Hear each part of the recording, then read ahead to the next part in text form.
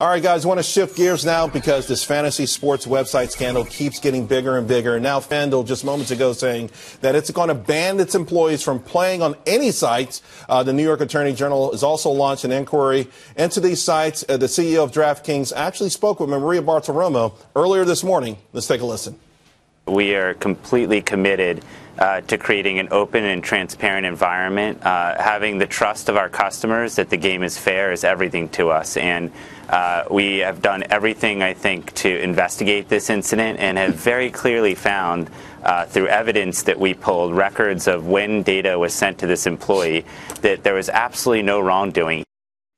Also, I want to remind everyone that 21st Century Fox, the parent company of this network, is also an investor in DraftKings. Joining us now is sports attorney, Richard Roth. Richard, this is a real ugly situation and something that's starting to really explode on the scenes. How do you think it's going to play out? Well, it is ugly. It's ugly for two reasons. One is it's a form of gambling, and two is the way that these two companies came onto the scene. You can't watch a football show right now without seeing an ad for it, if not 2 or 10. How it's going to play out is they really had to regulate themselves, and because they failed to do so properly, you have everyone coming in. You have Eric Schneiderman of the New York Attorney General's office sending letters wanting to do an investigation. You have two different congressmen who wanting to get into it. You have a senator who now wants to know.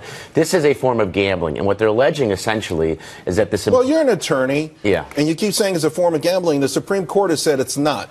So you're saying, I mean, do you think that somehow this will be re-adjudicated somewhere along the lines and that this will be considered a form of gambling down the road? Well, in 2006, the Supreme Court said it's not. Actually, the legislature did as well, but that was for the entire season. And the reasoning was that there had to be there was knowledge. You had to have some knowledge of football and of players for the whole season. What they've done is they've turned that on its head. They're betting on one game. So this may very well be a form of gambling. It is right now not considered technically gambling, but if you're betting on one game, and the bet is not on the Aaron Rodgers of the world. The bet is on the guys who you don't know, who were rookies last year, who now are scoring a lot of touchdowns. It's the unknowns.